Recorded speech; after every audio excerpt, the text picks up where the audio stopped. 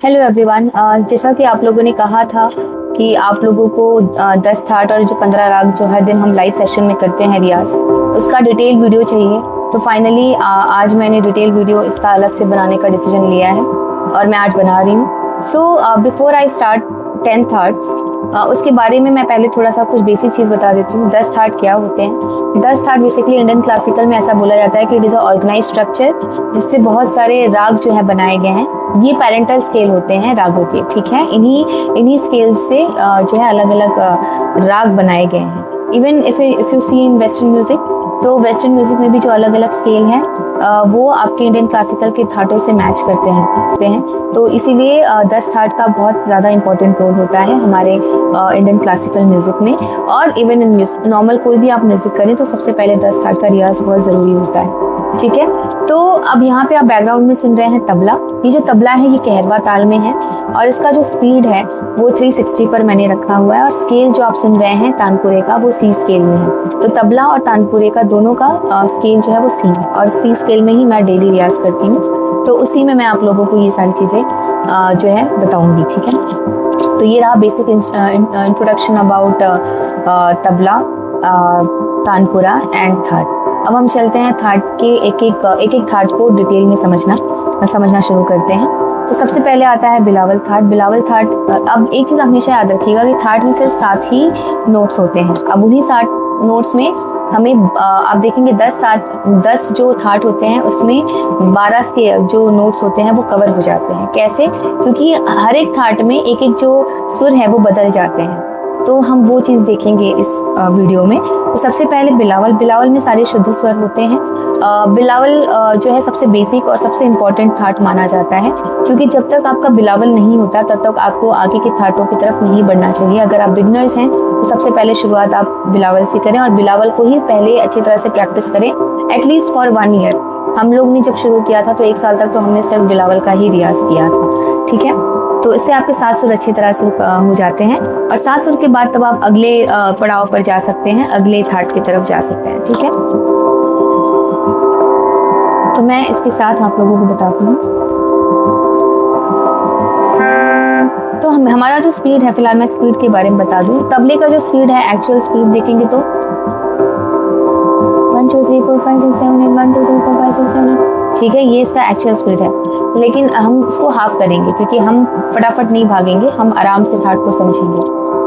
1 2 3 4 5 6 7 8, ये हम इस स्पीड में हम जो है प्रैक्टिस करेंगे। अगर इसमें भी आपको डिफिकल्ट लगता है तो आप इससे भी इजी जो है मतलब इसका भी हाफ कर सकते हैं तबले का। तो इसको कैसे मतलब उसका स्पीड क्या होगा देख लीजिए। 1 2 3 4 5 6 7 8। अब क्योंकि कहरवा ताल में 8 ही बीट होता है तो हम 8 का ही काउंटिंग रखेंगे, ठीक है। अब हम चलते हैं बिलावल थाट की तरफ।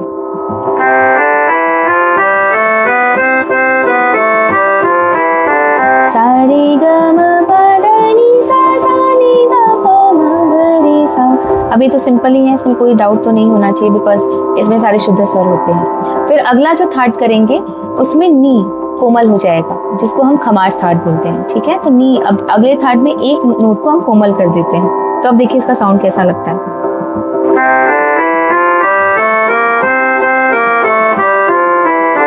सारे ग म प ध नि सा सा नि ध प म ग रे सा, ठीक है। फिर उसके बाद अगला जो थाट अगर हम करेंगे तो उसमें 2 नोट को हम कोमल कर देंगे। अब वो 2 नोट कौन से होंगे? ग और नी। तो ग नी यानी आपका कौन सा थाट हो गया? ये काफी थाट हो गया। काफी में 2 जो सुर होते हैं वो कोमल हो जाते हैं। तो एक बार देखते हैं।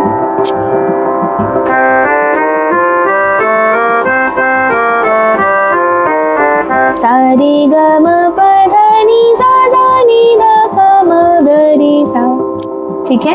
तो ये हो गया आपका काफी थाट। इसमें ग और नी जो है वो कोमल हो गया। I think I should go थोड़ा स्लो बिकॉज ये बहुत ज़्यादा स्पीड में हो जा रहा है। तो आप लोगों को डिफरेंस समझना है, ठीक है। थाट के साउंड में डिफरेंस समझना है, तो इसलिए थोड़ा हम स्लो में ही जाते हैं। इसके बाद जो अगला थाट है वो आता है आपका आसावरी, जिसमें गधनी। अभी हमने ग नहीं देखा, अब हम गधनी देखेंगे। मतलब 3 जो सुर हैं वो कोमल हो जाएंगे। तो गधनी किस में आता है? आपका आसावरी में आता है, ठीक है। तो अब इसको एक बार हम पहले सुन लेते हैं।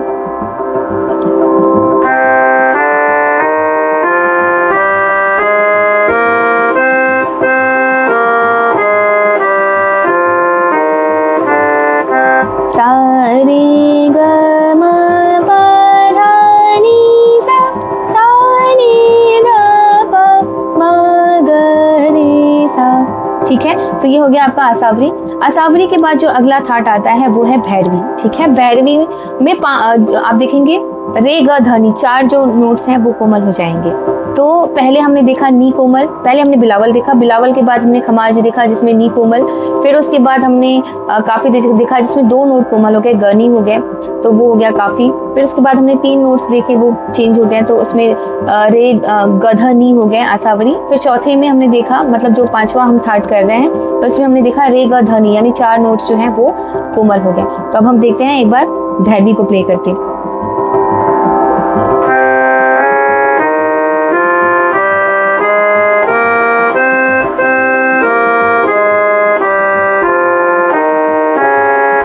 सा रे ग म प ध नि सा नी ध प म ग रे सा। ठीक है, तो ये हो गया रे ग ध नि। तो ये आपके भैरवी थाट हो गया। भैरवी थाट में सिर्फ म जो है और सा जो है, म सा और प ये शुद्ध है, मतलब सा और प तो अचल स्वर ही होते हैं और म भी शुद्ध रहता है, बाकी सारे जो है वो वक्र स्वर हो जाते हैं। ठीक है, तो ये हो गए हमारे पहले 5 सीक्वेंस ऑफ 10 थाट, मतलब हमने 2 सीक्वेंस में इसको डिवाइड किया है, पहला 5 और दूसरा 5। तो जो अगला 5 हम कर रहे हैं, अब यहाँ से जो अगले, जैसे ही हम कल्याण थाट की तरफ चलेंगे, तो वहाँ पे आपका तीव्र म वाला सिलसिला शुरू हो जाएगा। अब तीव्र म के साथ एक एक जो सुर है वो कोमल होता जाएगा। तो पहला जो कल्याण थाट हम करेंगे तो उसमें सिर्फ तीव्र म रहेगा, बाकी सारे शुद्ध स्वर रहेंगे। तो एक बार सुन लेते हैं।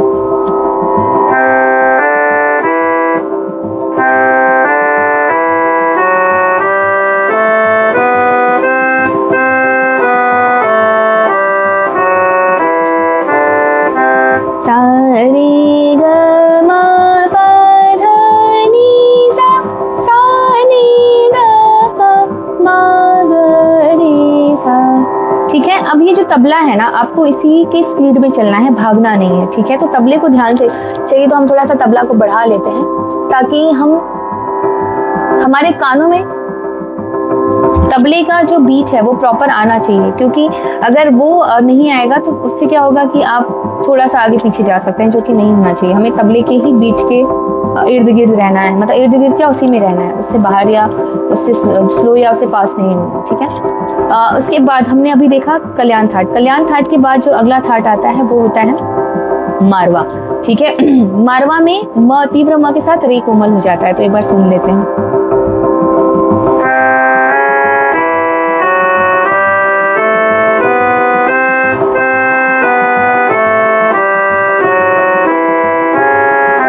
सा रे ग म सा रे ग म प ध नि सा नी ध प म ग रे सा। ठीक है, तो ये हो गया रे और म का कॉम्बिनेशन। अब जो अगला थाट है उसमें रे म ध जो है वो वक्र स्वर हो जाते हैं। मतलब अभी हमने देखा म, फिर हमने रे म देखा, फिर रे म ध, तो ये पूर्वी थाट हो गया। रे म ध में पूर्वी थाट हो जाता है। ठीक है, तो एक बार इसका साउंड सुनते हैं।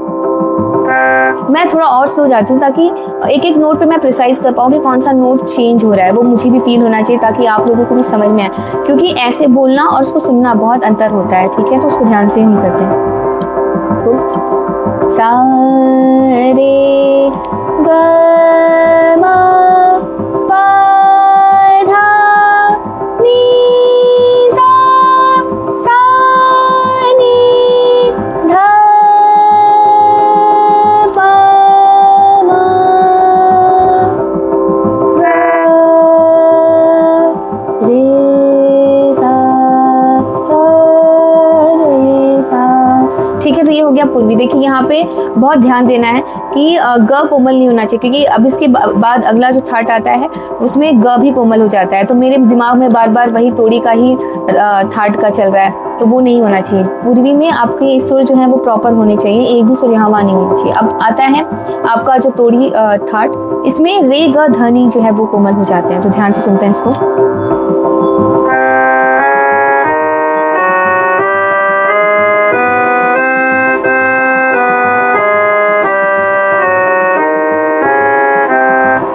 रे ग म प ध नि सा सा नि ध प म ग रे सा। तो थोड़ी आसान होता है गाना, लेकिन पूर्वी में बहुत बार लोग मिस्टेक कर देते हैं, क्योंकि पूर्वी में बार बार जो है लोग ग को भी कोमल गा देते हैं, जिसको कि नहीं गाना चाहिए। मुझसे भी बार बार यही हो रहा था, तो ये चीज़ नहीं होना चाहिए। तो इस चीज़ को आप लोग ध्यान से नोटिस करें कि जब भी हम थर्ड एक साथ गाते हैं तो उसमें ये मिस्टेक कॉमन होता है कि हम कई बार जो सुर का जो जगह है वो बदल देते हैं, और वो हम कॉन्शियसली नहीं करते, अनकॉन्शियसली हो जाता है।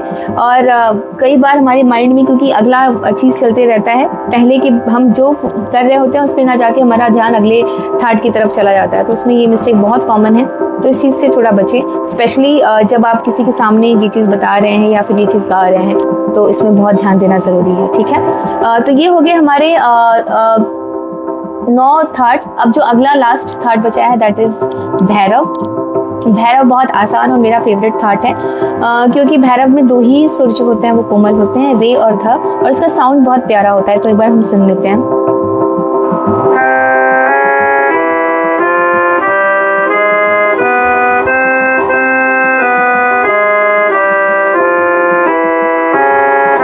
सा रे ग म प ध नि सा सा नि ध प म ग रे सा। ठीक है, तो ये हो गया हमारा 10 थर्ड। तो इस चीज़ को आप लोग ध्यान से नोट डाउन कर लीजिए। अगर किसी को कोई भी डाउट है तो आप लोग मुझसे कमेंट सेक्शन में पूछ सकते हैं। I will try to solve your doubt.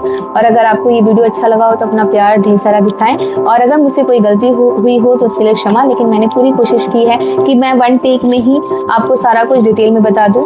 तो ये पूरा वीडियो 1 टेक में ही बना है, तो इसको मैं वैसे ही रखूँगी, बिकॉज ऑब्वियसली अभी मैं भी सीख ही रही हूँ। तो आगे चल के जब मैं और ज़्यादा सीखूंगी और जब इस वीडियो को मैं अपने देखूंगी तो मुझे समझ में आएगा कि मैंने कहाँ से कहाँ तक का सफ़र तय किया है।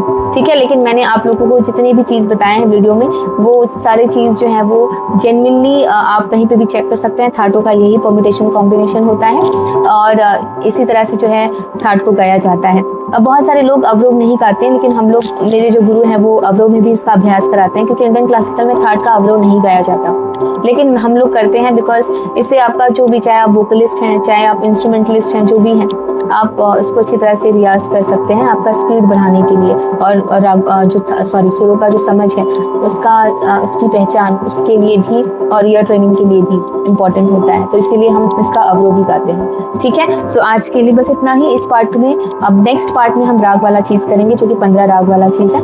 अगर आपको ये वीडियो अच्छा लगे तो आप इसको उन लोगों तक ज़रूर पहुँचाएँ जो म्यूज़िक में कुछ अच्छा करना चाहते हैं। तब तक के लिए अपना ख्याल रखें। सी यू ऑल।